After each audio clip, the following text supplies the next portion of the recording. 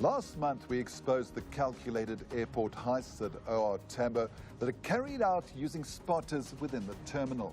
Now the police minister says all hands are on deck and tough security controls are being implemented. Devi Sankari Governor takes him to task. Crime has beset travellers at the OR Tambo International Airport with a spate of airport-following robberies.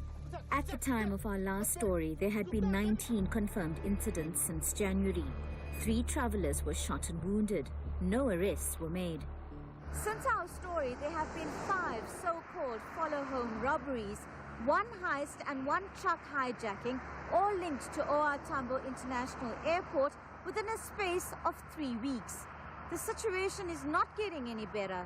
Police Minister Fikile Mbalula addressed the media at a briefing held at the airport on Monday. We will have a tough security control that will police everybody in this particular area. That includes all the employees of AXA and everybody who's working around this airport. In our last story, we featured an undercover source who claimed to be a spotter.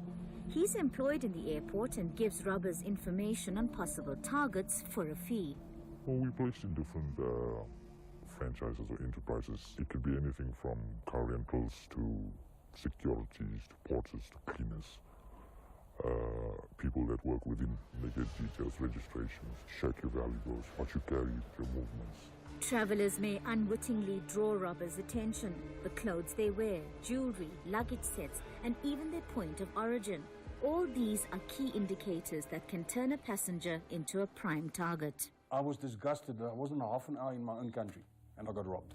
The modus operandi is simple. Robbers tail the mark, then they move in when the opportunity arises.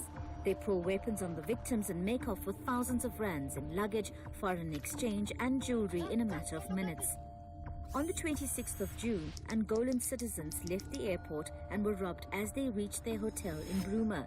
The robbers took a laptop, jewellery, watches and about 50,000 rands in foreign currency. Later that same day, a Congolese national was followed to a hotel in Bedford View. This time the criminals fired a shot during the hit. Again, they made off with cash and valuables estimated at 250,000 rands. Then, on the 8th of July, a South African couple was robbed on their way home from an international trip. They were hit at an intersection in Centurion. The robbers got away with 130,000 rands worth of luggage, cell phones and electronics. The very next day, a family from Saudi Arabia was pulled over by what appeared to be police nearing the Cleveland off-ramp on the M2. While the robbers demanded their luggage, they only got away with around 33,000 rands in local and foreign currency. Police Minister Fikile Mbalula spoke to us about their strategies moving forward. Whose responsibility is it? Is it AXA's or SAP's? No, it is us. And I take responsibility in terms of the police. It is us because we're blinking there and we can't afford that place that it can be taken over by anybody, and the sort of criminality that is going on. It doesn't mean that criminality will not happen, but to the point that criminality happens so fast and it undermines national security. The tourism industry is extremely concerned about the security threats at OR Tambo, as it's a major gateway into South Africa. Toboko Umana is from the Tourism Business Council. The issue about the tourism industry is that it's a big contributor to the GDP of any country. And I think you will also be aware that it's one of the industries that contribute a lot to employment. So crime would have an impact on the economy. According to the World Travel and Tourism Council, in 2016, tourism created over 1.5 million jobs and contributed over 402 billion rands to the GDP. That's 9.3% of South Africa's GDP. While crimes against tourists are more difficult to quantify, there's no doubt that it will have an impact on South Africa's international image.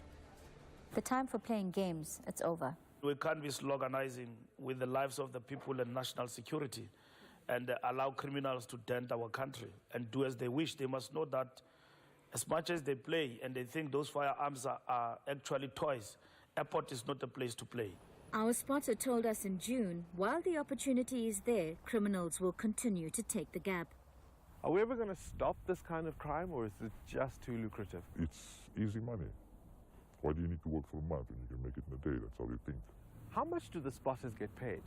Anything from 200 to 3,000, 4,000, depending on the value of what they're working with, the value of the whole robbery. But Minister Mbalula says things are about to change. Their holiday is over. It's going to be difficult. We're going to be rough with them. It's not going to be business as usual, and it's going to not be fire with fire. Where we detect them, we're going to respond heavily and very rough. This is not a new trend. Airport-related crime has been gaining momentum over the last year, something the minister acknowledges. I've just been here for over 2 months or so, and this thing has been going on. Remember, when I touched down, I spoke to General Patlani about the airport, and he did nothing about it. And I'm not gossiping him, I'm saying it now. He did nothing about it. Former Acting National Police Commissioner Lieutenant General Komotso Pashlane was appointed in October 2015. He was formally suspended in June this year, pending an alleged corruption case. We've got to step up our game in terms of the fight against crimes. Are you talking about implementing tactical teams? We're implementing tactical teams. Our response must be faster. We've got to up our game in relation to detect crime before it happens and not just be reactive. We must be proactive.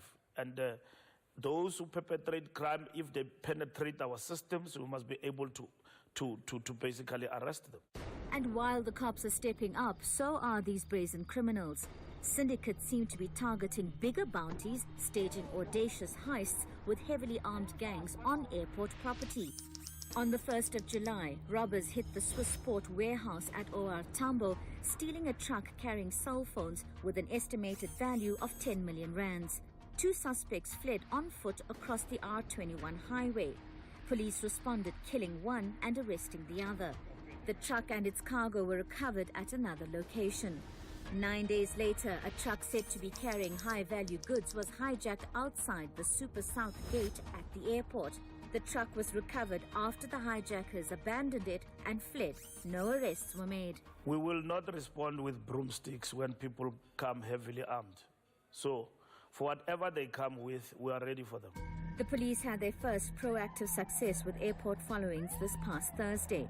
A suspicious vehicle was identified during police patrols. The suspects fired at the cops, but after a shootout, the car came to a halt on the R21 North outside the airport. 4 suspects were arrested and 3 firearms recovered. But what about the criminals inside the airport selling information? The Tourism Safety Initiative offers industry stakeholders a platform to deal with crime and illegal activities in the tourism sector, says Teboho. I think when people are being employed, especially at a national key point, the assumption would be that already they have been security vetted, especially people that work at immigration, people that work at customs, you know. So maybe, yes, there has been a loophole that needed to be addressed. Minister Mbalula plans to shake things up with new blood, taking the police command structure at the airport to the next level. We have intervened and said that the airport must be taken over by a major general. We have not employed stooges. We have employed commanders at the airport who must command and control and give direction and keep in check and deploy people accordingly. We need the center. Leadership. You can change people. If there is no leadership, there will be security lapses. There must be accountability. And when do you think we're going to see results? There is short-term and long-term.